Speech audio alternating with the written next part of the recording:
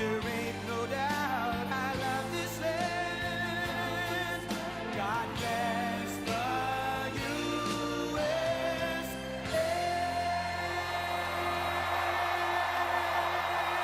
Thank you. Thank you very much.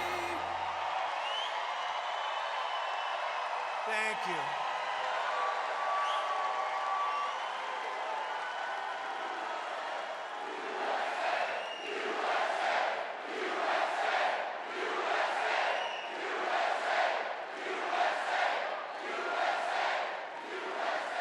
Well, thank you very much. And a very big hello, Arizona. We love you, Arizona.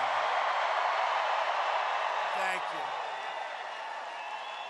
I'm thrilled to be back in this beautiful state with thousands of proud, hardworking American patriots. That's you. You are hardworking and you are patriots. Early voting by mail. We're finally there. Take back our country. Early voting by mail and in person opened in Arizona earlier this week. So if you have a ballot, return it immediately. And if not, go vote. Get your you-know-what up and vote. The minute the polls open tomorrow, you'll be there. And get everyone you know, because we want to take back our country. We're going to take back our country. And with your help, 23 days from now, can you believe it? We're going to win Arizona, and we are going to defeat Kamala. Shouldn't be running. She shouldn't even be running. She didn't get any votes. Say what you want about Biden. I'm not a fan of Biden. I'm no fan. Nobody's a fan of Biden. But you know what? He got 14 million votes. She got none. I'm the only one that has to beat two people, not one. You know, everyone else. Historically, in history, you've got to beat one, I got to beat two. They never make it easy for us, but she's going to be easy. I have a feeling that he would have been tougher than her. But we're going to usher in a new golden age of American success for the citizens of every race, religion, color, and creed. What Kamala and her radical left cronies have done to the state of Arizona is a crime that can never be forgiven. What they've done to us and what they've done to us on the border can never be forgiven. For 4 straight years, she's imported an army of illegal alien gang members and migrant criminals from the dungeons all over the world. Not South America, all over the world they come. From prisons and jails, insane asylums, mental institutions, from Venezuela, from the Congo, all over. And she's resettled them into your communities to prey upon innocent American people. If Kamala gets 4 more years, the entire country will be turned into a migrant camp, and that's what's happening. Millions and millions of people. When I win on November 5th, the migrant invasion ends and the restoration of our country begins.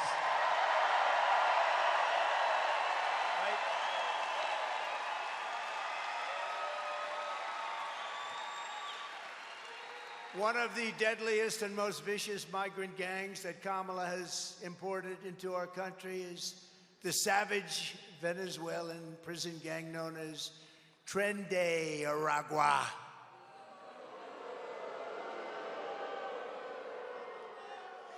It's a vicious gang. Well, we have them all. We have them all. They're all represented now. MS-13, vicious. They're all vicious. We'll have a contest. Who's the most vicious? We'll figure it out. Because they're all in our country now. People we never had in our country like this. Remember when she went around saying, no, the migrants that come in are very nice people. No, they're not nice people. No, we're not getting the nice ones. We're getting people that levels of crime and violence and viciousness like you've never seen before. They make our criminals look like nice people. They look like nice people. These people know it better than anybody. Border Patrol. Border Patrol. They're the greatest people. The best people. And they want to do their job. They don't want to be held back. They want to do their job. They'll do it. They'll end it immediately. All we have to say is, do it, right? Do it. One call. Do it. You know, I listened to her saying all the time, we couldn't get a bill passed, I never had a bill. You know what I did? I called them up, I said, close the border. There was no bill. Did I have a bill? I never had a bill, right? I said, close the border, and the border was closed, and then we had the best numbers in the history of our country at the border. And that included, by the way, drugs, and it included traffickers, women, mostly, they deal in women. Let me see the chart, my all-time favorite chart, by the way. See if you can drop it down. I didn't tell him I was going to. Perfect. See, that location would not have worked. You understand that? I would have turned too far. When it was over there, it was perfect. But you see the arrow on the bottom? That's the day I left office. That was the lowest number we ever had in the recorded history of our country. So, yeah, you'll sit down. Sit down. See, I got him to sit down, right? I could see this handsome guy. He's going crazy. Well, they're front row Joes, you know. We got to be careful with those front row Joes. But no, that's the best number that we've had. And look what happened afterwards. It was like an explosion, like a rocket, like Elon's rocket. Did you see the way that sucker landed today?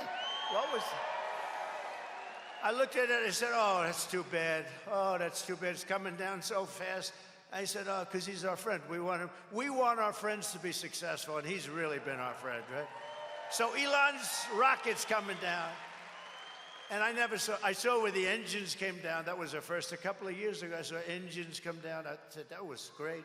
I said, why do you do that? He said, engines are very expensive. We can save them with certain formulas. He's given me these formulas. I'm saying, forget it. You don't have to be that specific.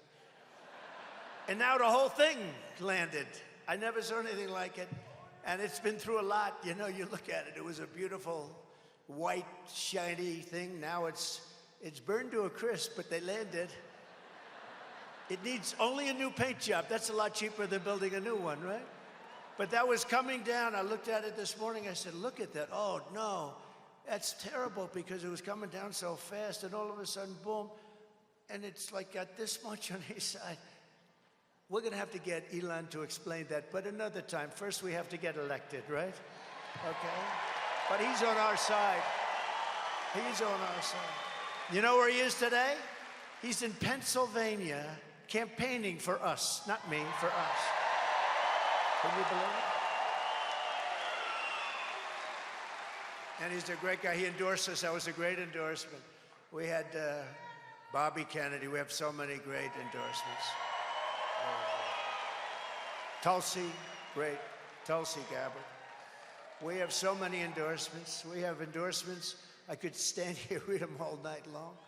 You know, we had endorsements, the 300 biggest people, biggest people in the administration, national security people. Robert O'Brien is the one that I think really led the charge. Robert's around here someplace. But he had 300 plus, the biggest people in government, even from other administrations.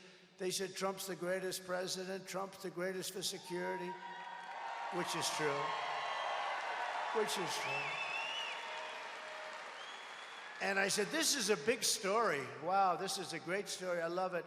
And they put it out, and the fake news didn't pick it up. They don't. If we have one sleazebag against because I fired him, you know, the only ones, they always go, whenever you fire somebody, they always go against you. But one sleazebag because I fired him, they make it front page news. When I get 319 of the top people in the country, in the world, some of these people, some names in there you wouldn't even believe. I mean, I don't want to get personal, but there were some names in there you would be surprised at, frankly, because I had my little spats.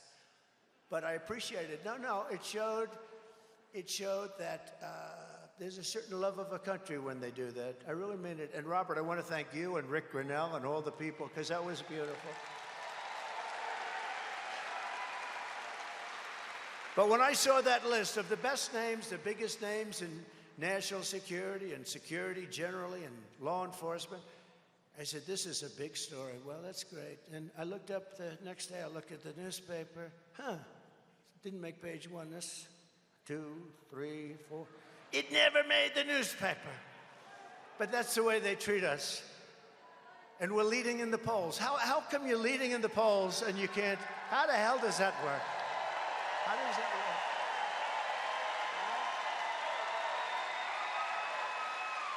How does that work? But you know why? Because the people are very smart. I found out that people are very smart. But you've been reading this because this has been a big one. In Aurora, Colorado, you have a very weak governor. He's totally beside himself. He's a radical left Democrat.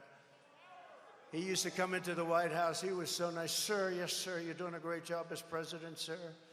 And now he says only bad. You know, that's the way it goes. It's a tough business. It's a nasty business. But in Aurora, Colorado, and communities in all 50 states, this Venezuelan gang is terrorizing law-abiding citizens, including taking over the multiple apartment complexes. And let's take a little look at them. They're not nice.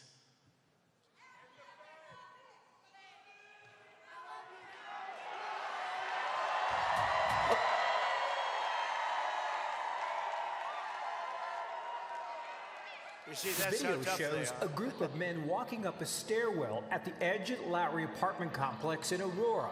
All of them appear to be carrying rifles and handguns, and the video shot earlier this month. One of the men can be seen talking on a cell phone.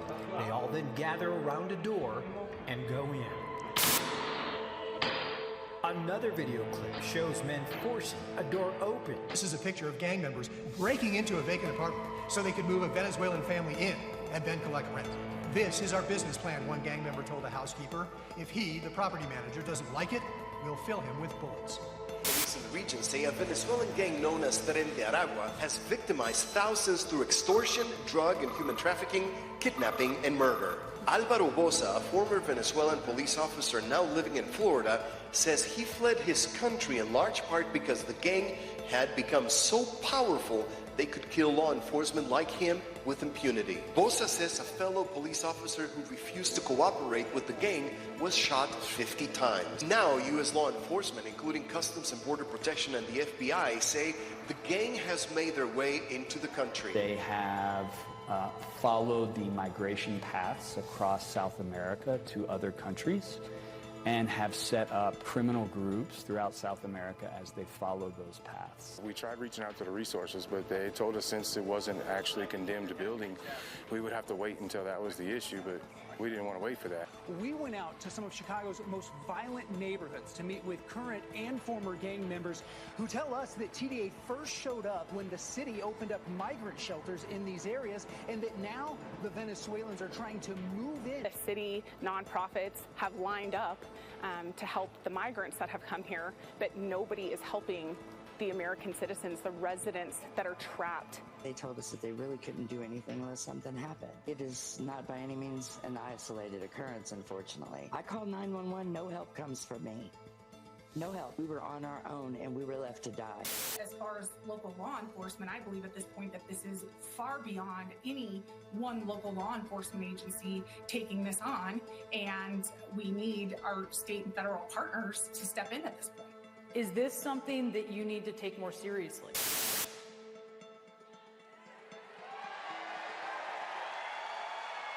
Nice fellas. No, they're in the real estate business. They take over apartments. I do too. I use financing. They use guns. Big guns, like better than our military has. Where do they get those guns? So we're now known all throughout the world as an occupied country. Can you believe it? They said, one of the papers said on another country that we are an occupied country. And you know what? They're not that wrong. But these gentlemen will unoccupy us very quickly. It's really no different than if we had a war and lost a war. But to everyone here in Arizona and all across the land, I make this pledge. November 5th, 2024 will be Liberation Day in America. It's going to be Liberation Day. It's going to happen so fast.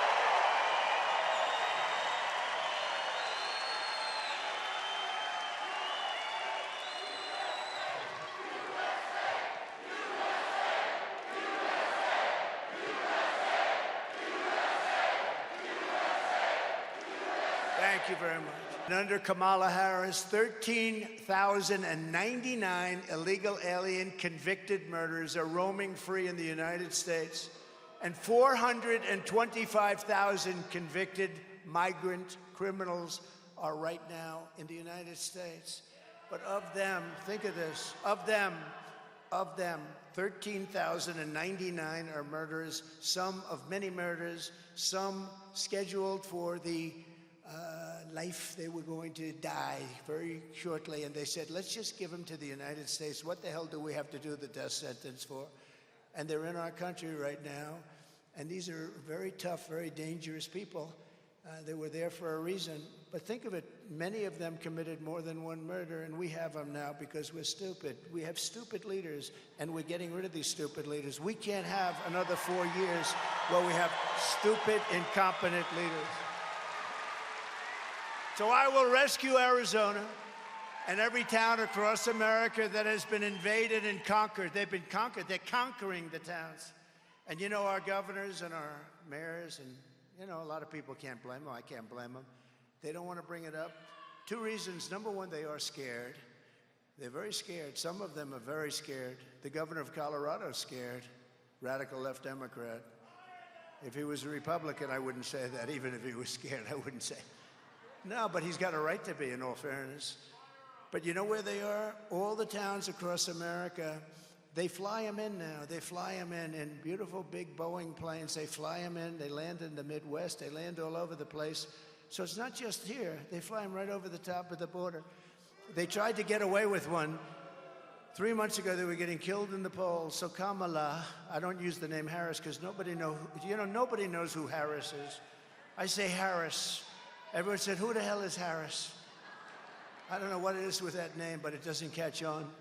Can you believe Kamala catches on better than Harris? Who would believe this? But Kamala was flying them in, and she didn't want to tell anybody. She wanted to keep it secret, but we saw planes all over the place. They're flying them in by the hundreds of thousands, and they don't have to report that. They don't have to report it. These people are sick, and we're going to stop it. We'll put these vicious and bloodthirsty, and that's what they are. They're bloodthirsty criminals. We'll put them in jail. We will get them out of our country. We'll get them out fast. In Texas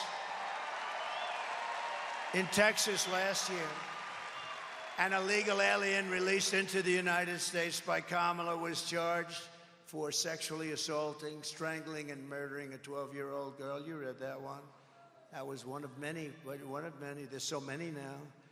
Before stuffing her body in a trash bag and leaving it under her bed for her mother to find. Can you believe this? Under her bed for her mother to find. Last September, these are animals.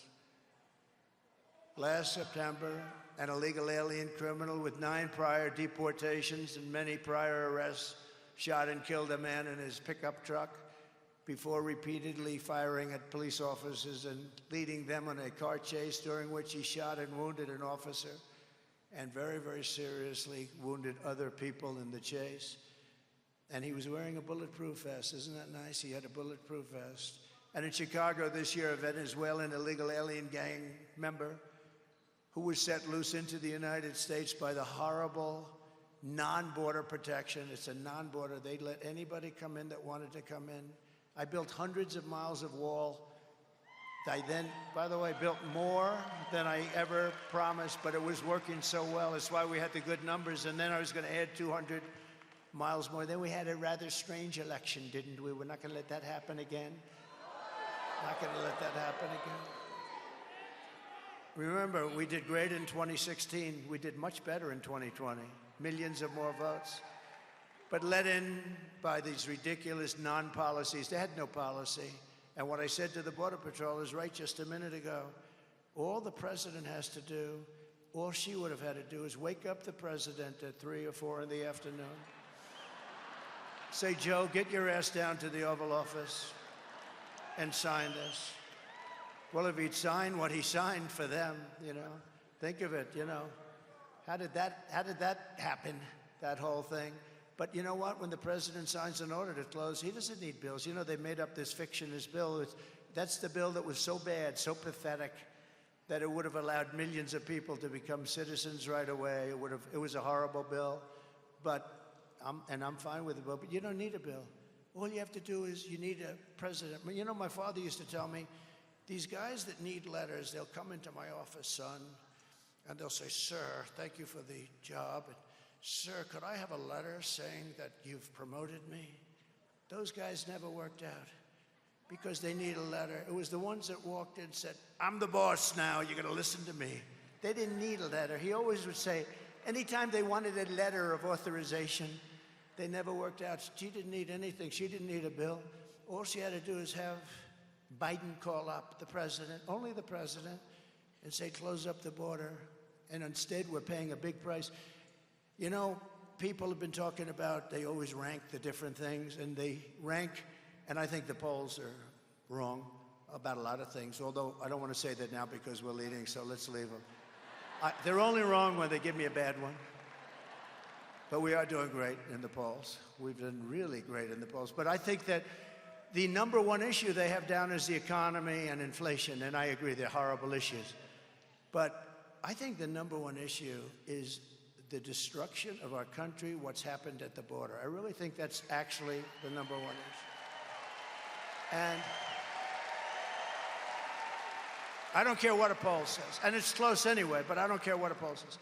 It's the destruction of a country. What were they thinking? Who wants to have this? Who would allow this to happen where we have murderers, drug dealers, people from mental institutions and insane asylums? Who would allow this to happen to our country?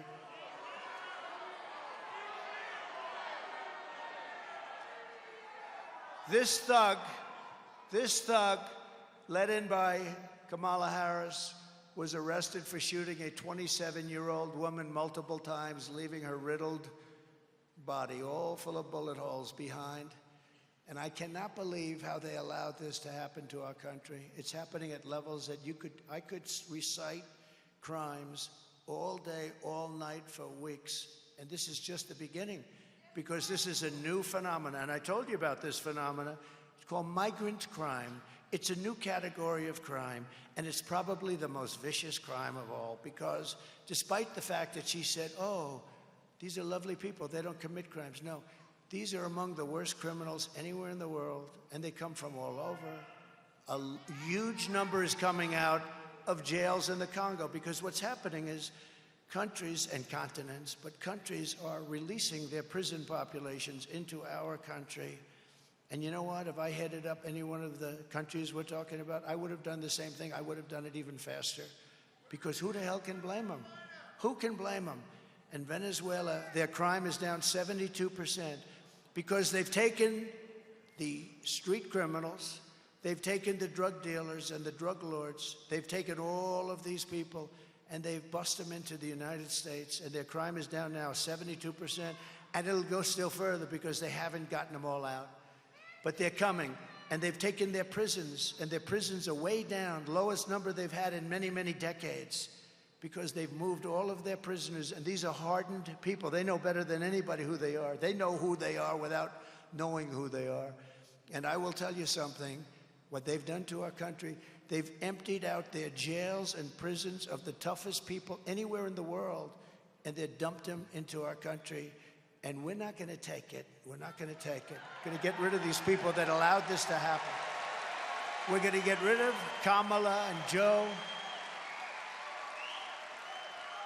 My message to the American people is very simple. No person who has inflicted the violence and terror that so-called border czar, she doesn't want that name anymore. She said, I'm not the border czar. Well, she was, but it doesn't matter if you call her border czar. She was in charge of the border, so call her whatever you want. She doesn't know anything. She can't answer the simplest question. She goes on these shows, and they're softball after softball, and ends up in a scandal every time she opens her mouth. You know, we had 4 years of that. We had 4 years of that. And, you know, in his case, he developed. She was born that way. And it's violence and terror that border czar Harris has unleashed on our country can never be allowed to become the president of the United States. Our country can't take it. Anyone who would import criminal gangs to occupy America cannot ask to be president. Anyone who orchestrated an invasion of America cannot lead America. Kamala Harris's reign of terror ends the day I take the oath of office.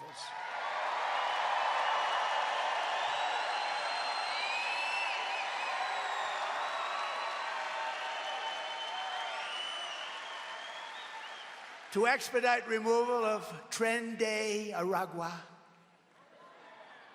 I have good luck with that name. Some people can't do it. They said, sir, why don't we just, they say TDR. I say, no, that doesn't sound too good. That sounds like a drugstore. I don't want to do that. Of course, nowadays, if you look at our drugstores, they do pretty good there. Do you see the drugstores? You can't get anything in certain places. You can't, most places. They have to put up glass in front because everything's taken. They walk out, they just take it. Do you know, she's the one that passed a law in San Francisco, destroyed, where if you steal $950 or less, you're not going to be prosecuted. Can you believe it? I don't think that Carrie Lake agrees with that particular law. You're not into that, are you? I think she's a tough one. This is what you need. I hate to say it. She's tough as hell. This is what you need. You need it. I watched her debate. I haven't even spoken to her. So I watched your debate, though, at about 3 o'clock in the morning. I watched that debate. It's, you know, the TiVo or its equivalent. I give it the greatest invention in history, TiVo or its equivalent. I watched your debate due to that kind of thing that we can do nowadays. You destroyed that poor guy. Man. You know, they have an expression, if that were a fight, they would have stopped it. But that was a destruction. But I don't know how many people, you got to make that into a movie or something. Anybody that sees that would never vote for this guy's a total lightweight. And this woman has given up a lot. She had great success, everything she did. You got to get her in. You got to get her.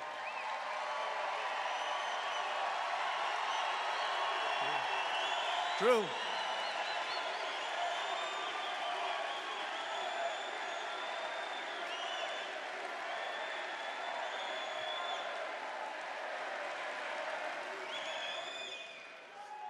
To expedite removal of the Tren de Aragua and other savage gangs, I will invoke the Alien Enemies Act of 1798. Can you imagine? Those were the old days when they had tough politicians. I have to go back that long. Think of that, 1798. Oh, it's a powerful act. You couldn't pass something like that today. Today, we're politically correct. Today, people kill and they end up getting out on bail in 2 minutes. No, this is a little different act. The Aliens Enemy Act, 1798, to target and dismantle every migrant criminal network operating on American soil. 100%. And in honor of the great people of Aurora, Colorado, we will call this Operation Aurora, because they were the first to suffer with this group of thugs. And if they come back into our country after removal, it's an automatic 10 years in jail with no possibility of parole. No possibility. Not that we want to do it. But by the way, not that we want to do it. We all have big hearts, but you know, it's not sustainable. We're not going to have a country. It's not sustainable. You see what's going on with the cities? They can't. New York has a $3 billion bill. I always heard New York is low on funds. A $3 billion bill, and the federal government's not going to pick it up. And I'm hereby calling for the death penalty for any migrant that kills an American citizen or a law enforcement officer.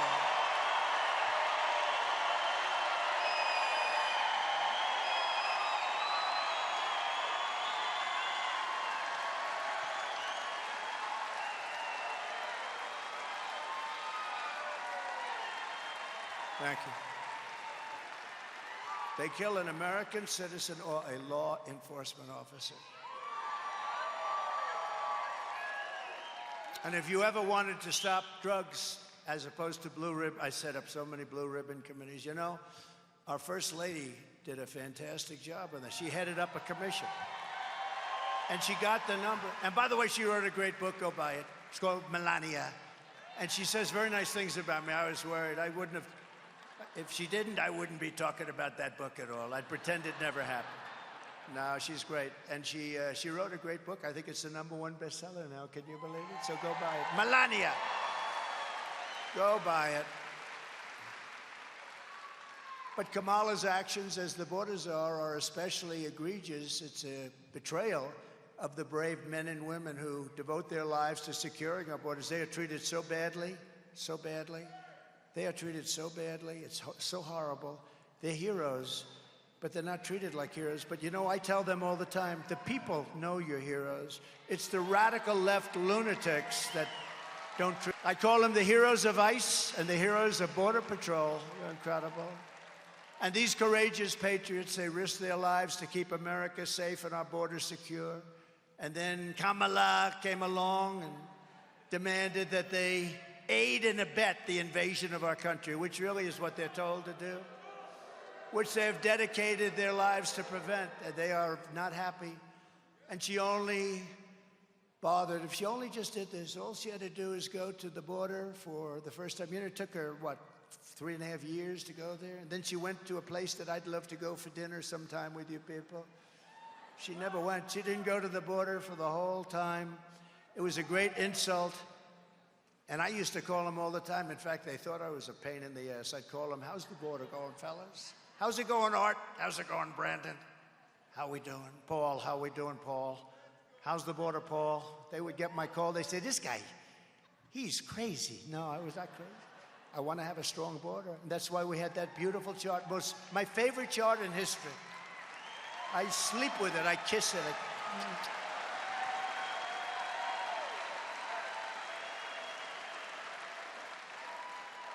Even if that chart had bad numbers, I would have loved that chart. That was my all-time favorite. Every night I take it to bed with me. I kiss it. But today I'm honored to receive, and this was an honor that I didn't know about till very recently, the endorsement, because it's very hard for them to do this, you know? It's very hard for them to do this. But the endorsement of the official union of the Border Patrol agents, the entire union is endorsing it. It's a great honor. They said it was unanimous, thousands of people. Thank you. And they have thousands of people. They said it was unanimous. And I will say I have the endorsement of almost every single law enforcement group, sheriffs and police, the Fraternal Order, 400,000. And it's hard for them to do endorsements. You know, it's not an easy thing to do, but there comes a point when you have really no choice. I'd like to thank the former president of the National Border Patrol, a friend of mine, Council Brandon. It's an incredible council, actually. Brandon Judd, who's here someplace. Brandon. Thank you, Brandon. And I'd like to formally introduce the new president of the council, another friend. They become friends of yours. It's like you're in a war together. When I was here, when I was running things, that border was a big deal to me. We wouldn't let people in. We had a year, would be 2019, where they said zero, and I think they were wrong on this, to be honest. They said 0 terrorists came in, 0.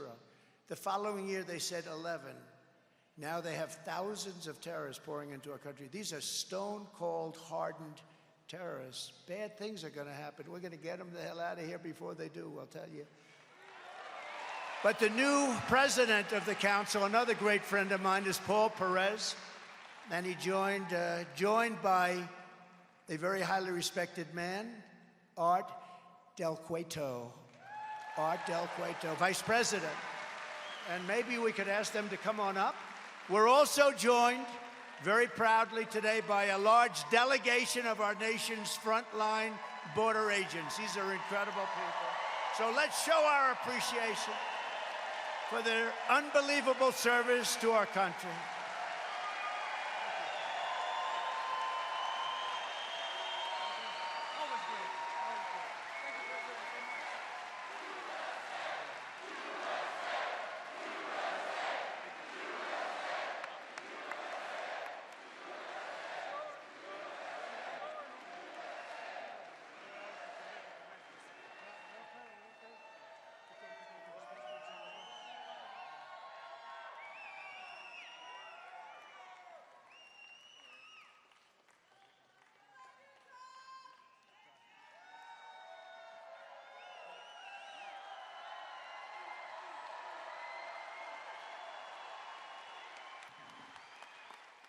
America, I have a message for you. If we allow Borders R. Harris to win this election, every city, every community in this great country is going to go to hell. The untold millions of people, unvetted, who she has allowed into this country that are committing murders, rapes, robberies, burglaries, and every other crime will continue to put our country in peril. Only one man can fix that. That is Donald J. Trump.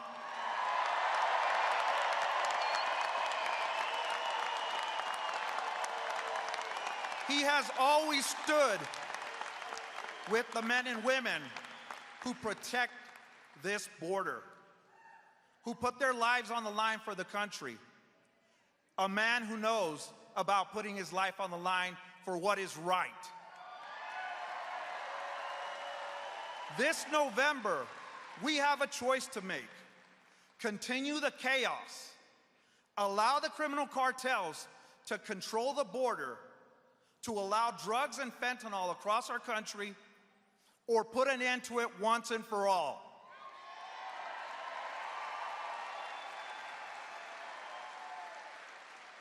On behalf of the 16,000 men and women represented by the National Border Patrol Council, we strongly support and endorse Donald J. Trump for President of the United States.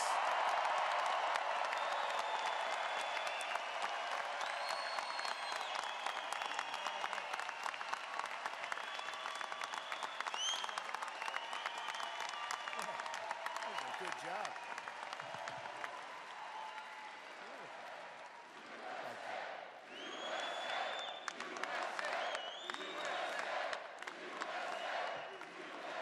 I gotta tell you, I was a little worried. He got up, he had no notes. He didn't have a teleprompter. I can understand that. I don't use it too much either. And it is nice to have people that don't need teleprompters, isn't it? But he got up here, and he had no notes, and you gave a perfect deal. I think we're going to all have to go back inside. That was a good job. Did he do a good job? Look at all these Border Patrol and ICE. They're great heroes. And I want to let you know, Paul, I want to just tell you and everybody, all my friends, I have so many of them in this group. It's an incredible group of people. I will always stand with the incredible men and women of Border Patrol. And today I'm announcing a plan to address the shortage. You know, we have a tremendous shortage because they haven't been treated right. They want to do their jobs. You know, they consider it bad treatment when you're not allowed to do your job, and that's the biggest problem. They don't want people running in front of them. They want to stop them from coming in, and that's going to save a lot of people, including the people they're stopping.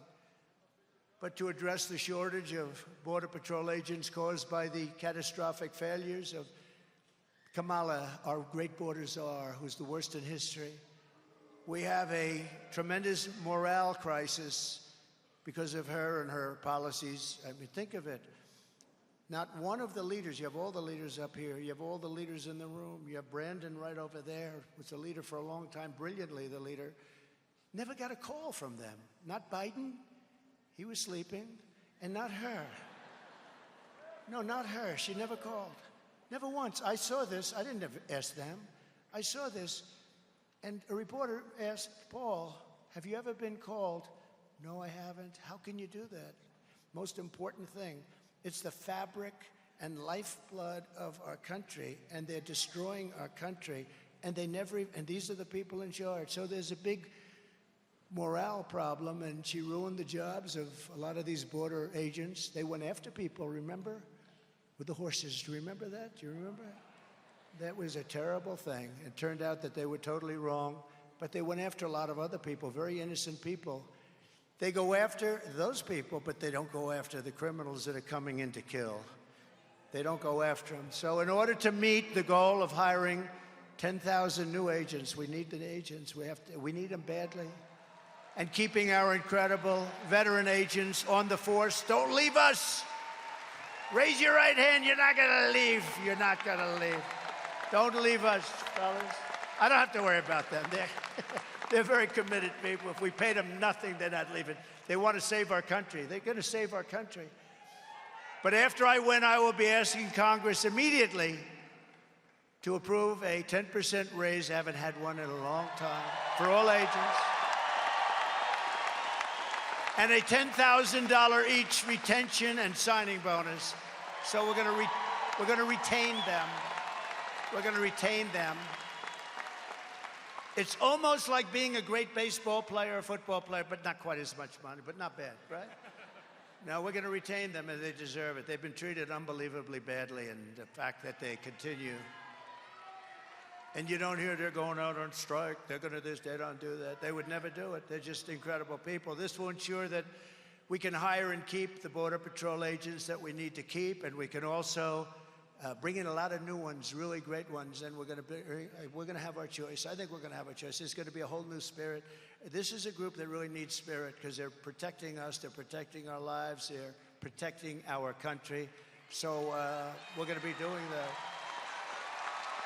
And while you guys are up here, I also want to introduce a great guy and a very big man in the world of law enforcement, national president of the Fraternal Order of Police, Patrick Yose, representing 400,000 law enforcement, largest in the country by far, law enforcement officers, and I'm truly honored to have their endorsement as well. Patrick, thank you, wherever you may be.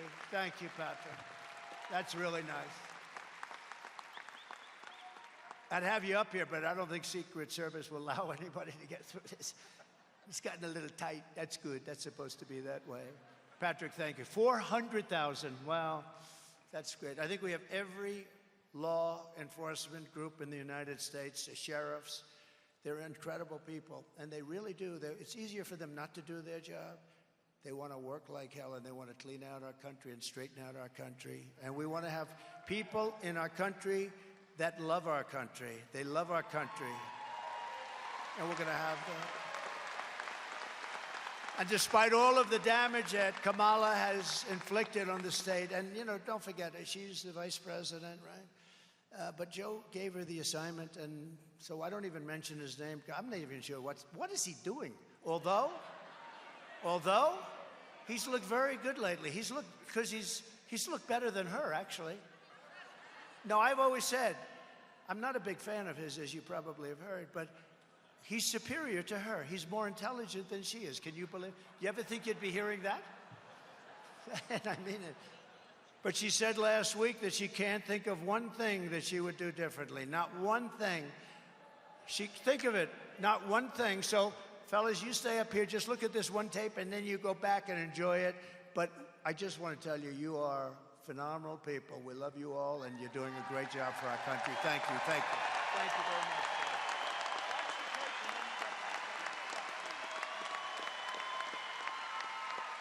Would you have done something differently than President Biden during the past 4 years? There is not a thing that comes to mind. I stood there on the tarmac watching you check your watch. The chaotic and deadly U.S. evacuation from Afghanistan stunned Americans and the world and cost the lives of 13 U.S. soldiers. Would you have done something differently? There is not a thing that comes to mind. More than 13,000 illegal immigrants convicted of murder have been caught at the border and then released into the United States. An Afghan national is in custody today after being accused of plotting an election day terrorist attack. The suspect entered the U.S. on a special immigrant visa. Gut-wrenching new details in the murder of Georgia nursing student Laken Riley. The illegal immigrant suspect, who cops say committed the heinous murder, is a Venezuelan national who crossed the unsecured southern border back in 2022. Two men investigators say are in the country illegally from Venezuela are charged with capital murder and the death of Jocelyn Nungaray. A fifth illegal immigrant accused of attacking two New York City police officers over the weekend showed no remorse or regret. Would you have done done something differently. There is not a thing that comes to mind. Only 18% say the economy is in excellent or good condition. US inflation has hit a new 40-year high, increasing by 9.1% over the financial year. The cost of homes have spiked. Home buyers need to earn 80% more than they did in 2020 to afford a house. Were you the last person in the room? Yes.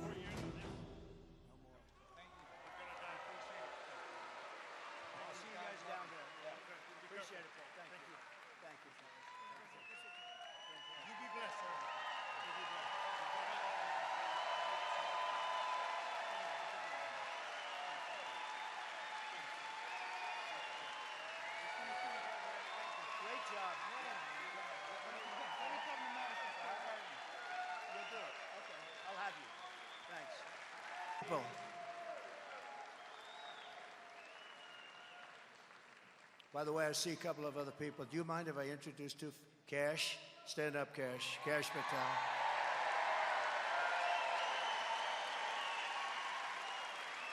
And I spotted him. You had no problems when he was in charge. You know who that is? Sheriff Joe. Sheriff Joe! Oh, stand up. Oh. Brandon, sign him up immediately. Paul, you got to sign him up immediately. Sheriff Joe. Well, you didn't have any problems with Sheriff Joe. He was tough and fair. You know what? He was actually very fair. He was amazing. Thank you very much, Sheriff Joe. I just saw you here. I would have had you come up. But you are a special guy. Thank you. He had a wonderful wife. He just lost his wife a little while ago, but she was a wonderful woman, and she's looking down at you. You couldn't have made her life too easy, I could guarantee you that. But she loved you, Sheriff Joe, so you take care of yourself, okay? Great guy.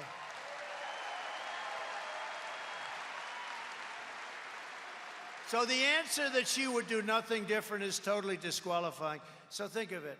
We have the worst president in the history of our country by far. The happiest man is Jimmy Carter because he was brilliant by comparison. His administration is considered now brilliant by comparison. We have the worst. And she says that she would do nothing different than the worst president that we've ever had. We have a right track, wrong track, where he sets a record every week for the wrong track. And she says that because it wasn't that she really meant that. What she really wanted to do, but she couldn't think of anything. When I heard that question, I said, oh, this is going to be a bad answer for me.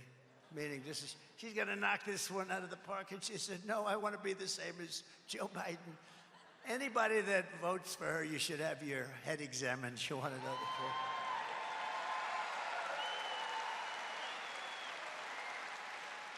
people. 86% of the country thinks we're on the wrong track. And she says, no, I do everything the same. Keep the airplanes flying. You know the worst thing? And I'll bring this up a little separately.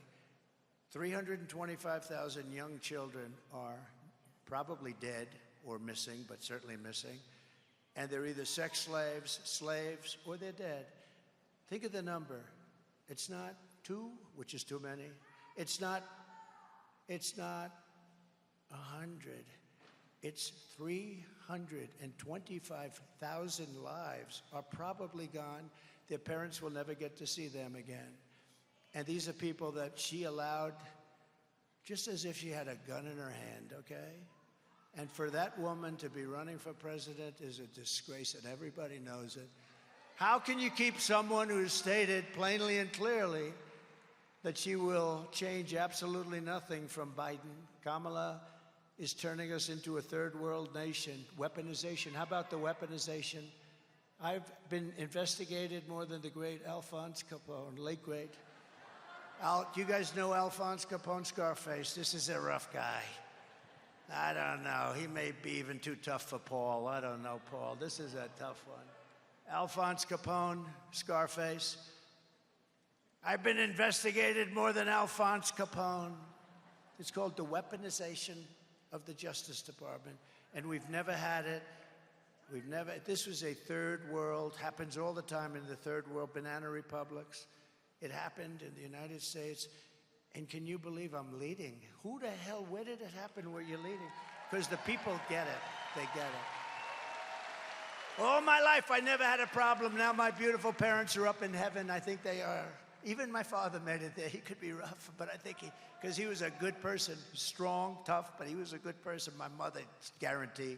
She's a guaranteed. But they're up there looking down. They say, how did this happen to my son? You know, I could have been on the most beautiful beaches in the world right now. I could have been enjoying a life, the waves smacking me in the face, my beautiful mane of hair blowing in the breeze. No hairspray, no hairspray necessary. The most beautiful places in the world. I own some of the greatest clubs. I could have had the greatest life. But I'd rather be in Arizona with you and these people all day long because we're going to make America great again. Right? Right?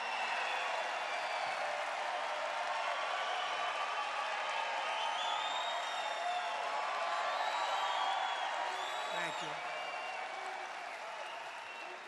With our victory, we will become the greatest, strongest, freest, and safest, and the most powerful nation again in the world. We're not considered a great nation right now, but we're going to be a great nation again, and it's not going to take long. I will quickly defeat inflation, and we will make America affordable again. We're going to have to do that. It's not affordable. And you know what people bring up more than anything? Simple things like groceries. They say groceries. Who would think that? Groceries. But they bring it up. Cars. They do a lot of different, everything basically. Look, we had the worst inflation, I think, they say in 48 years, I think ever. There's never been anything like it. And they don't even put the really bad, like as an example, we had interest rates at 2%. They went up to 10%. Well, they don't include that. They don't include many things. And by the way, at 10%, you can't get the money. So obviously it's much higher than 10%. For all of the working people struggling under Kamala's inflation nightmare, we will have large tax cuts for workers. We're going to have beautiful additional tax cuts, including no tax on tips. No tax on tips. No tax on overtime. And no tax on Social Security benefits for our seniors. And you deserve it. You know, the seniors have suffered because they're on fixed income, many of them, and the inflation has made it impossible. Everything they've taken in, and it's just gone. They're wiped out, and we're not going to do that. We're not going to allow that. Then they're supposed to pay tax yet. By contrast, Kamala Harris is known as the taxing queen. She loves taxes. She's the only one I've ever seen. She campaigns on the fact that she wants to give you a 70% tax increase. Her plan will raise your typical American family taxes by at least $3,000 a year, congratulations, and run a bad and unsafe government. I also announced last week that we will make interest payments on cars, loans. We're going to make them tax deductible first time. Because affording a car is essential to restoring the American dream, which we're going to restore. You know, friends of mine called me and they said, some of the biggest analysts, the greatest analysts on Wall Street, brilliant guys, where did you ever come up with the idea of deducting interest? You know, it's like the paperclip. It was developed about 125 years ago. Some guy took a little, and he made the paperclip. And everybody says, oh man, why didn't I think of that, right? It's like deductibility. It's going to be incredible because you'll sell a lot more cars, and we're going to protect our car business now. We're going to protect them. Made in the USA, and we don't have to go through it, but made in the USA, and we're going to protect them with tariffs. I do have to tell you one quick story. You don't mind if I never go back on the teleprompter again, do you? No, I watch Paul, and I say, damn it, I don't think I'm supposed to use the teleprompter anymore, Carrie. You know? I watch the way.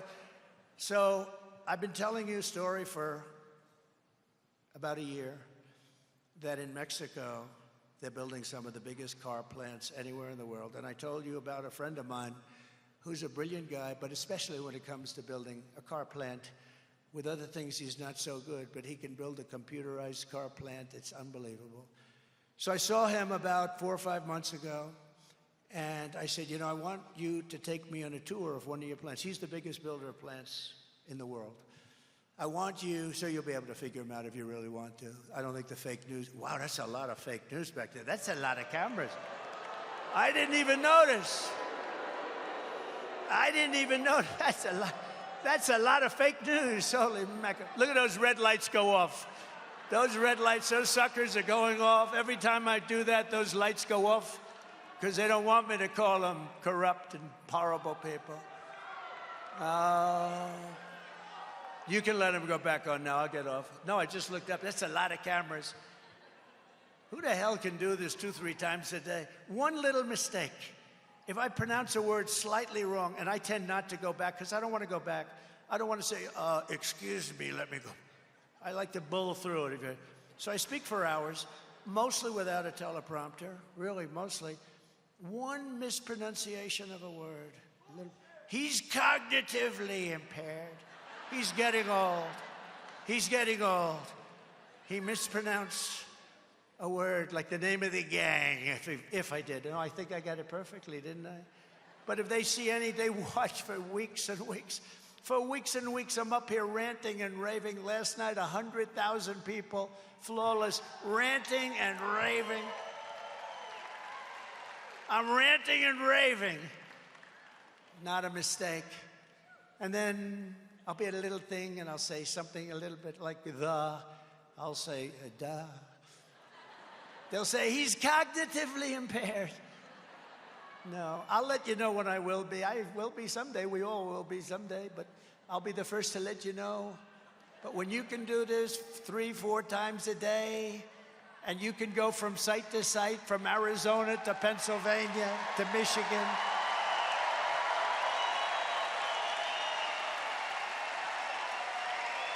right? And then you have some little writer at the New York Times who's been really bad lately. They follow every single word. Did he get, wait a minute. He said something wrong. I actually say things very right, and they'll use the same story but belittle it like it doesn't exist, but it all exists. But they love it, because Biden was obviously cognitively impaired. She should have reported him because that puts our nation in danger. We've never been so close to being in World War III than we are right now. And don't kid yourself, we have an election coming up, but we still have like 3.5 months left. And it's a long time in a nuclear world. And that would be a war like no other. And I'm not thrilled about the people representing us, even for a short period of time.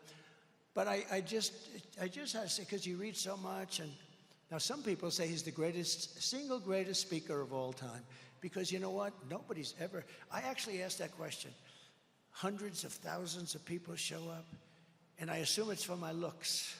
But I say, I said it today to Brandon. I said, Brandon, it's funny. I look outside, you could fill this place up 3 times. If anybody would like to give up your seat, please. But outside it's packed. We put up television screens now. But I said to Brandon just a little while ago, I said, I draw all these people. I don't think I've ever had a story that Trump is a great speaker. I hear about great speakers like Churchill. I hear about a lot of great speakers. But I've never heard that Trump is a great... now I'm in trouble, because you know what they're going to do? He's comparing himself to Winston Churchill. No, that's what they'll do, Andy, right? That's what they'll do. They'll say, he's comparing himself. He was angry about... No, I've never had a story that I'm... And there's a reason these crowds are coming. And someday, they're going to figure... She said, because we love you, and I love you too. That's why I come. She said that. How good is that? Where is that woman? Stand up. Oh, stand up. Look at her. Wow. I would say that's beautiful. Is she your wife? You know what? I would say she's a beautiful woman, but if I did say that, my political career, you're not allowed to say that. So I'm not allowed to call you a beautiful woman, but she is. So, crazy what's gone on. Have to be politically correct nowadays. And we're going to have something about our military talking about being politically correct, because we have a great military. I knocked out ISIS. I knocked out ISIS so fast. I knocked out ISIS so fast to bring jobs and factories and wealth racing back to our shores. we will have a 15% made in America corporate tax rate. Now you have to understand, I brought it down from almost 40%. And these are corporations. They don't have to be in our country. You know, in the old days, they'd move from state to state. Now they move from country to country. Every country wants our corporations. So we have to treat them good. Kamala wants to take their taxes and raise them. And you know what they do? They'll say, that's okay. Let's go to Ireland. You know, the pharmaceutical industry moved to Ireland. Let's go to Europe. Let's go to Asia. Let's go to China. They want them so badly. So I moved it from 39, almost 40%, down to 21% and got it approved in Congress. But that doesn't make us great. It makes us good. It makes us competitive, sort of more than competitive. It was good. We had the greatest economy in the history of our country when I did that. We took in more revenue at 21 than we did at 39, which was amazing. People were pouring in. But here's what we're doing now. I'm moving it down to 15%, but only for those people who make their products in America. And in other words, a company, and by the way, you're going to see companies pouring back into our country. Somebody said, what are you going to do about the debt? We have a lot of debt, you know, a lot of debt.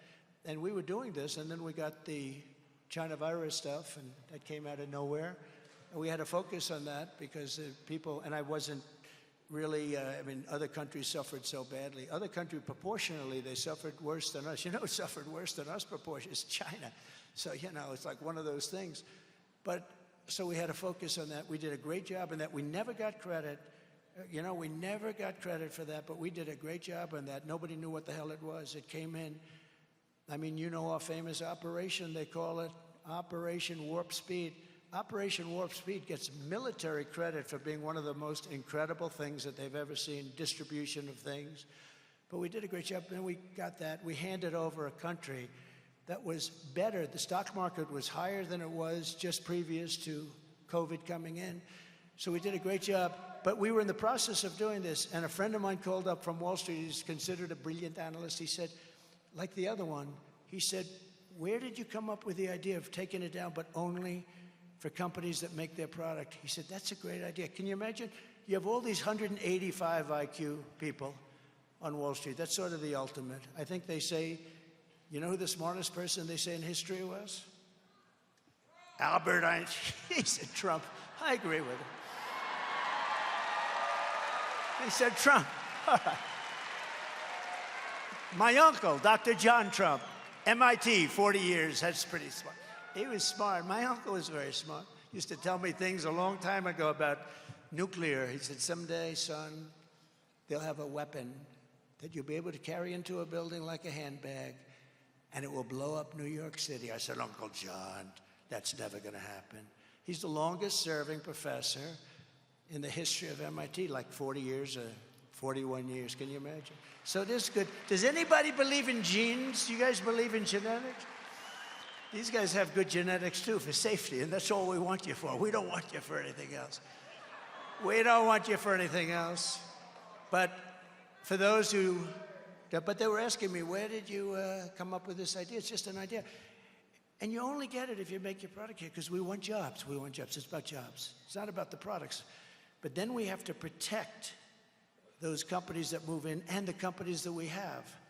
The auto industry has been wiped out. We will have more auto jobs than we did. It's my biggest ambition, have more auto jobs than we did 50 years ago in the prime. We are a tiny fraction of what we used to be, a fraction. And companies are going to move in at a level that nobody's ever seen, but we have to protect them. So how do we protect them? With tariffs. If you don't move your plant into the United States, we put tariffs. You're not going to make your car in China. I already did that, 27.5% tariff. Do you know Biden never took it off? Because if he ever did, it's so much money. But also, if he ever did, our country would be just overrun. We would have a country that was overrun with Chinese cars pouring in, and Detroit would be finished. It's almost finished now. You know, they lost 30,000 workers. They go to the all-electric mandate where everybody has to have an electric car. I have to be very careful because Elon endorsed me. But can I tell you, he understands it. It's not for everyone. What he does is incredible. The car is incredible. What he does, and you know the beautiful thing, he endorsed me. He's in Pennsylvania right now, and I should be there probably. Maybe, I don't know. Well, I hear we're leading so much. I hear we're leading in your great state by so much. But I said, nope. We're going to be here. We're going to do it just the way we want to do it, and we're going to be in Pennsylvania a lot over the next 3 days. But he never once said, and you know, this is a tribute, but look at the rockets coming in. He never once said to me, would you do me a favor? Could you lay off the electric car? No, the electric car is beautiful. It's great, and it's got a great market. It's going to do great. They're all going to do, I think it's great, but not 100%, because they're going to be made in China, most of them, because that's where we have a thing under our feet. It's called oil and gas. I call it liquid gold. So if you don't mind, we'll use that. And we're going to have hybrids. We're going to have electric. We're going to have everything. We're going to have gasoline-propelled cars. We have one other thing. You know about the new one that's come along? Does everyone know about hydrogen? We have a new technology that's coming along. It's coming along beautifully, Cash. It's coming along beautifully. It's hydrogen. It has one minor problem. It blows up. And when it blows up, and it doesn't happen often, like maybe one car a day. And when it blows up, you are unrecognizable. They call your wife, would you please come down to see if this is your husband that's laying next to a tree? And the wife goes over and said, no, I don't recognize that man. He's gone, whoever the poor guy is. No. So I'm not going to go heavy into hydrogen, if you don't mind, but electric and all. But we want to do this. We want to have, we're going to move so many car companies are going to come back. They're going to come back from Germany. They're going to come back into our great country. And I will tell you that we will have a golden age. It just started. We have a golden age. And you know, if you look at the Teamsters, did you see the Teamsters? They voted. The rank and file voted for Trump. The firemen voted for Trump. The policemen and women voted for Trump. Amazing. The firemen and women hadn't voted for a Republican ever. It goes back a long time. Firemen and women, that goes back a long time. They voted for Trump. Can you imagine? The rank and file. And the Teamsters, I don't think they ever did either, but they voted for Trump. We got 61% of the vote. 61% of the vote. So there's something happening. It's changing. You know, I watch these people talking on television. They say, there's a change, and there is a change. You know what the change is? They want to see our country be great again. They want to make America great again, and they're seeing it. And they want to see our country be safe, too, and it's going to be safe. Because of them, it's going to be safe. So for all of this to happen, the car companies come back, our country be safe, Arizona must get out and vote. You got to get out and vote. That's all I don't want your money. Don't give me your money. We don't need money. We need votes. Got to get out and vote. All you need to do is make sure a couple of things happen. For instance, this woman that I just mentioned, Kari Lake, she's running. She did so well. She's been an incredible candidate. If you looked at their last race, that was a great race. But I want to just, if you don't mind, I'm going to have Kari Lake come up just for a couple of seconds and say a couple of words. You got to vote her in. You got to vote her in.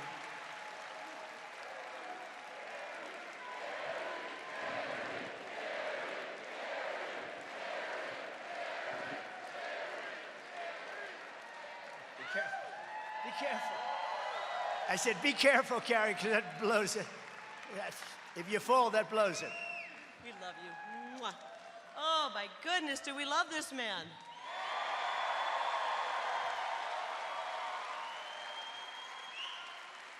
You know, I used to say, after the first term of President Trump, we just witnessed one of the great presidents in American history.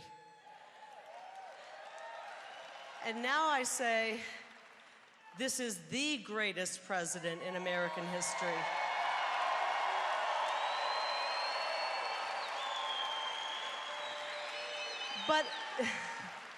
But I think it goes further than that. I think we are in the midst of one of the greatest leaders in human history, and his name is Donald J. Trump. This guy right here.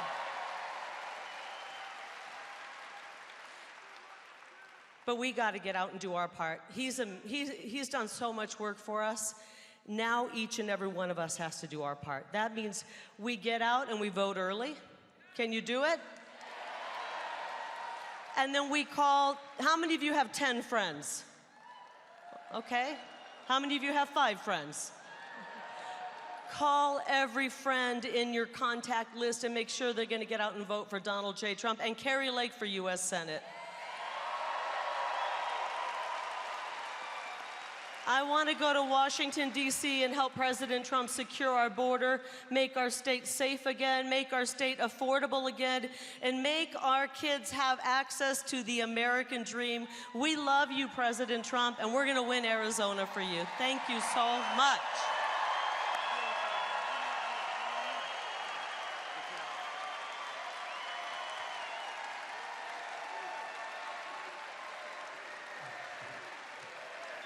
Thank you very much. Carrie, thank you. Yeah, she's great. She loves the state. She wants to see a very safe place, and that's going to happen. So thank you very much, Carrie. We're also pleased to be joined by Senator Mike Lee, a fantastic guy. Thank you, Mike. Thank you, Mike.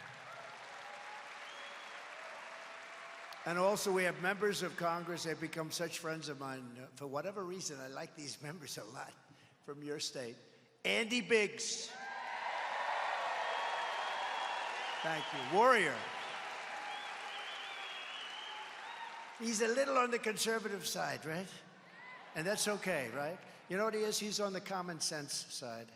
Because that's what I say, we're the party of common sense more than anything else, right? So thank you very much. Great job. Blake Moore. Thank you.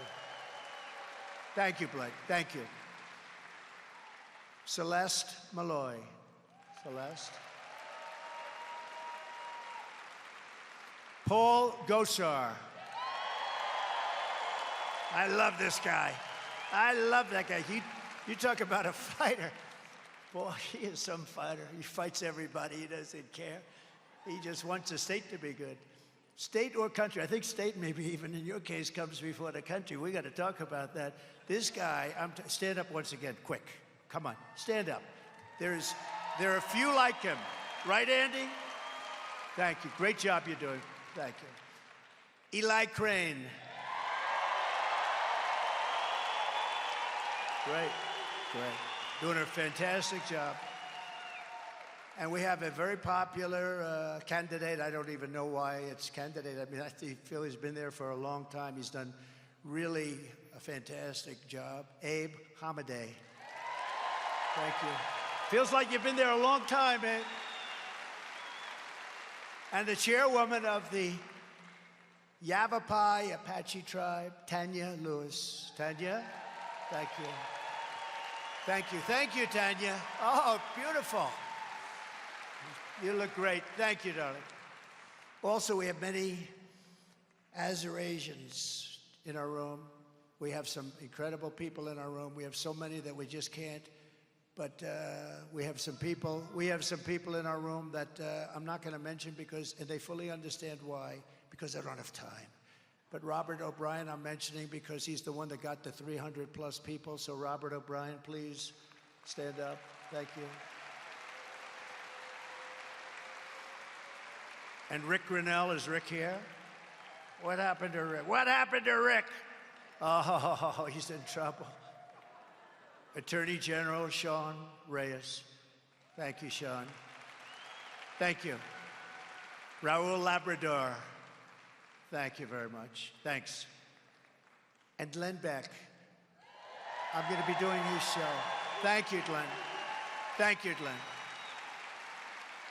And two guys that are definitely strong people, Dave Riley and Dave Sparks, also known as Diesel Brothers. The Diesel Brothers.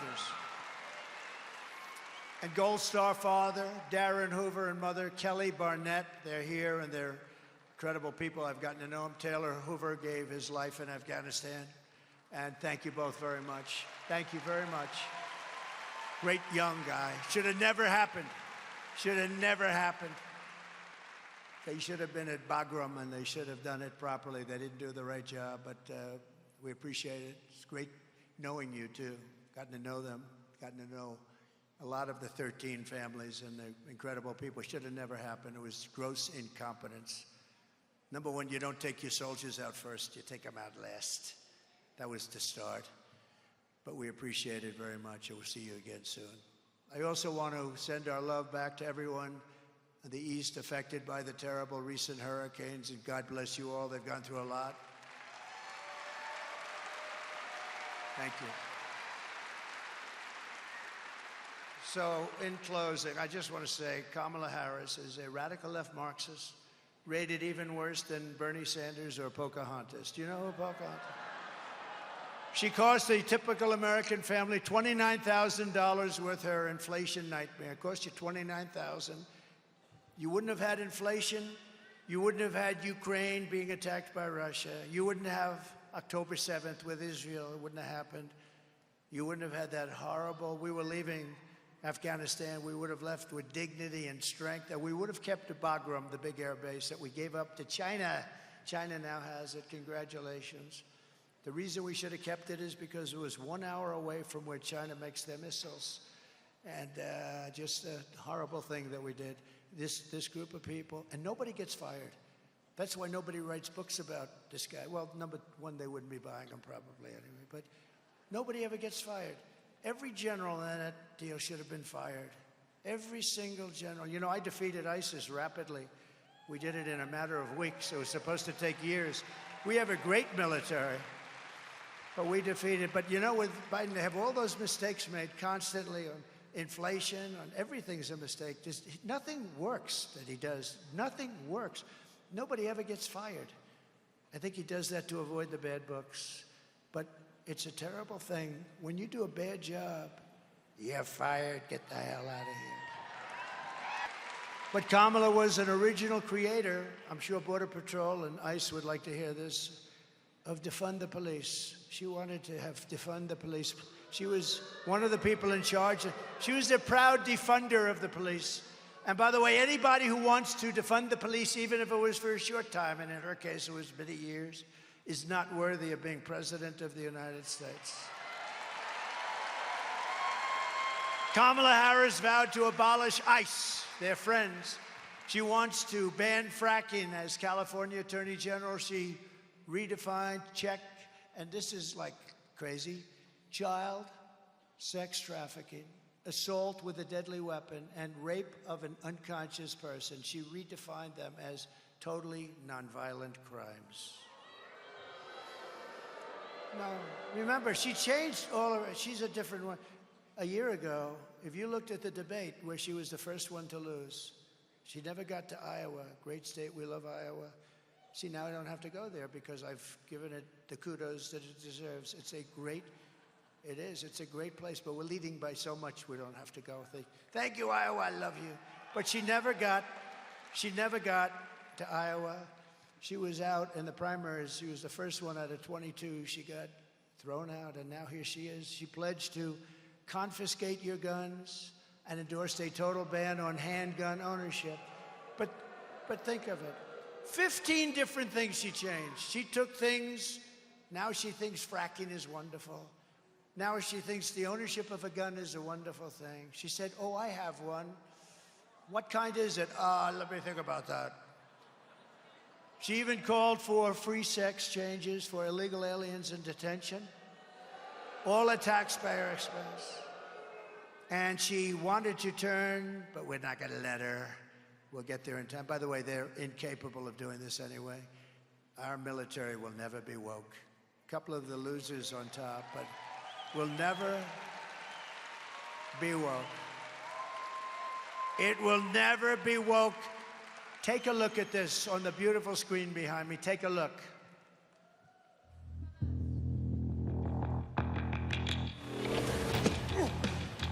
You little scumbag! I got your name. I got your ass! You will not laugh. You will not cry. You will learn by the numbers. Happy Pride. Happy Pride Month. And actually, let's declare it a summer of pride. So you're a killer? Sir, yes, sir! Let me see your war face. Sir, you got a war face? Ah! That's a war face. Now let me see your war face. Ah! Bullshit! me. Let me see your real war face. I hear it and I know, I know you wanna take. You will be a weapon. You will be a minister of death, praying for war. But until that day, you are puke. You are the lowest form of life on earth. You are not even human fucking beings. You are nothing but unorganized, grabastic pieces of amphibian shit. How to abracadabra, these bitches know I got answers the way I. It looks to me like the best part of you ran down the crack of your mama's ass and ended up as a brown stain on the mattress.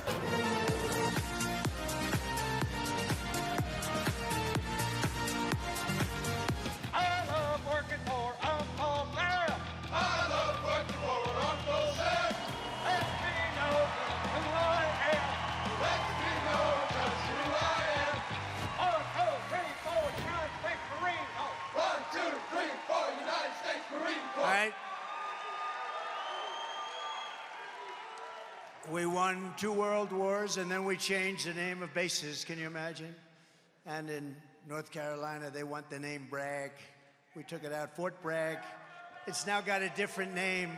It's now got a different name. We'll have to see about that. I think we're going to change that name back.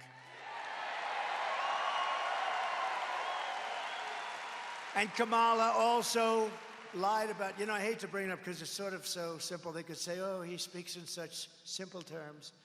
But she said she had a job at McDonald's, and it was a lie. She never worked at McDonald's. So I bring it up. Oftentimes, it's the best thing you can say. No, she lied about McDonald's. I think next week or shortly thereafter, I am going to McDonald's to stand over the French fries so I can see how hard her job that never turned out would be. And by the way, the head of the Republican Party in Arizona is here. Please stand up. What a job you're doing. What a job. I just spotted you. Wow. And I hear we're doing well, huh? It's good. Yeah, we hear good things. Early voting, we hear get out and vote, get out and vote. Thank you. Great job you're doing. With your vote this November, we're going to defeat this radical left country destroyer. We're going to finish what we very brilliantly started. We had something going. We had the greatest economy in the history of the world. We had the best we've ever had, but the best. We had the safest border, the best border, the fewest people, the fewest drugs. We were watching the drugs. Human trafficking, which is mostly in women, unfortunately. It's vicious. Mostly in women. We had everything down to the lowest numbers they've ever seen. We will quickly become energy independent again. Think of it. We were energy independent 4 years ago. But we will immediately frack, and drill, baby, drill. We're going to drill, baby, drill. And I will cut your energy prices in half within 12 months. Everybody in this room, within 12 months, we have liquid gold, and we can do anything. We buy our oil from Venezuela. We call it Venezuelan tar. It's tar. And you have to take it and heat the hell out of it. What a mess. Goes right up for those environmentalists. If you are an environmentalist, it goes right up. And you know where it's done? In Houston. Because it's the only plant that can do it. It's the only plant that's equipped to do it. I will cancel Kamala Harris's insane electric vehicle mandate immediately. All forms of cars.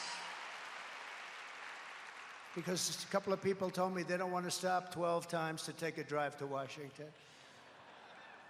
You don't want to drive to various parts of the country when you can drive and have gasoline left over. You don't want to stop 19 times. I will stop outsourcing and turn the U.S. into a manufacturing superpower. That's going to happen because what I told you about the cars is applicable to every other industry. We're going to have so many new businesses. You're going to be calling me. Remember, I used to talk about winning, right? Same thing. Please, sir, please, we can't take any more companies coming into America. It's too many, sir. It's no good. They're coming in from Germany. They're coming in from Japan. Sir, we can't take it anymore. We can't take the jobs. We can't take the money that we're making. We never made so much damn money. Everybody wants us to work there, sir. They're paying us anything. Please stop, sir. We can't take it anymore. Remember we used to do that with winning.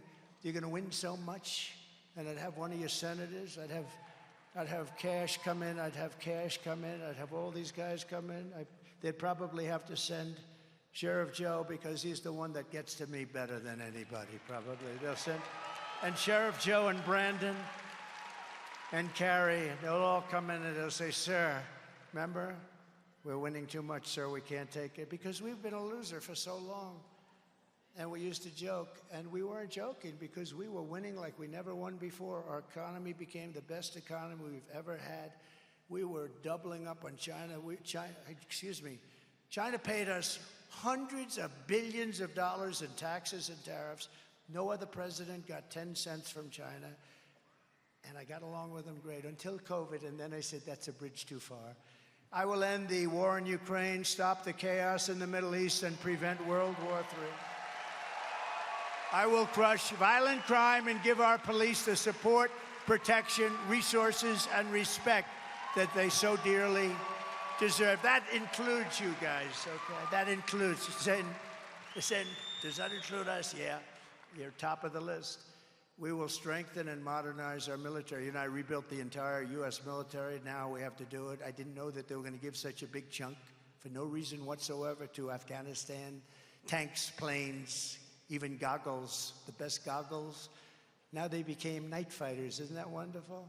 What we gave them, 777,000 guns and rifles. Think of that. First of all, how many did they need?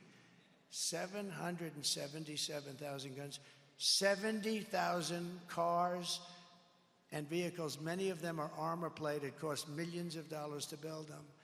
And they have them, and they just had a parade 3 weeks ago. Did you see going down their main thoroughfare? It wasn't particularly beautiful.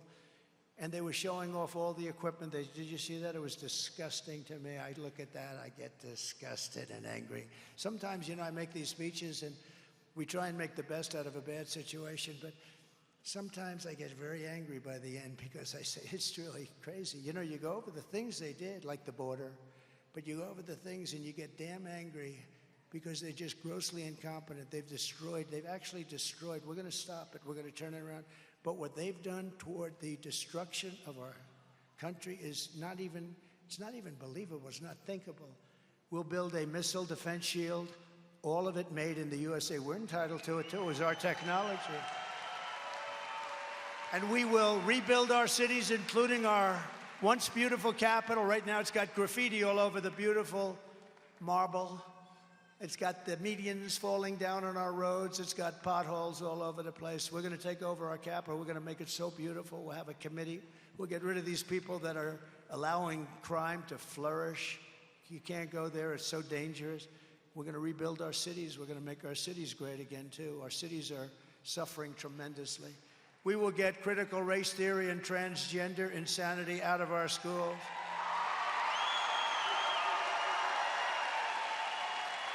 And we will keep men out of women's sports. I guarantee you that.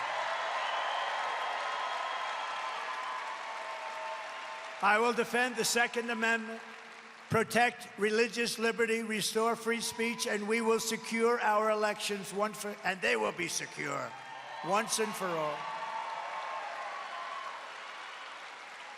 Under the Trump administration, we will put American citizens first, American children first, American patients first, American taxpayers first, American workers first, and American communities first. We will put them first. We love those people.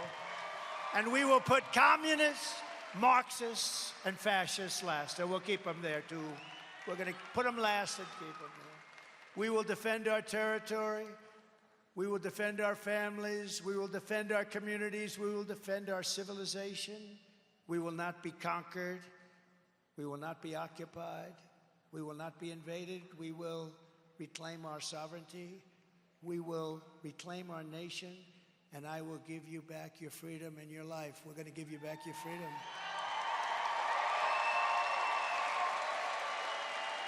Everyone will prosper. Every family will thrive.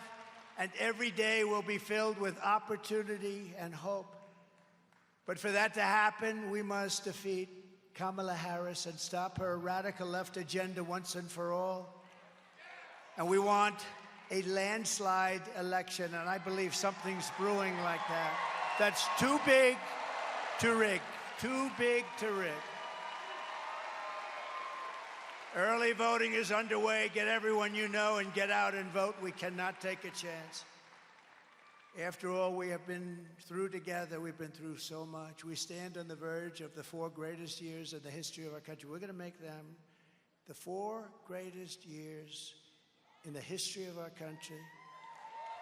With your help, from now until Election Day, we will redeem America's promise, and we will take back the nation that we love. Nothing will sway us, nothing will slow us, and no one will stop us. We will press forward toward our magnificent American destiny, and together we will win, win, win.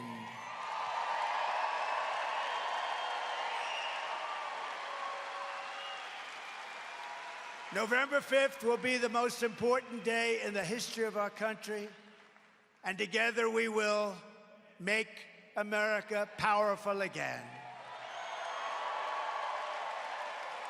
We will make America wealthy again. Wealthy, wealthy, wealthy. We will make America healthy again.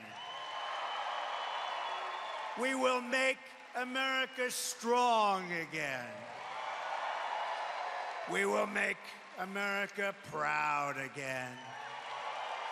We will make America safe again.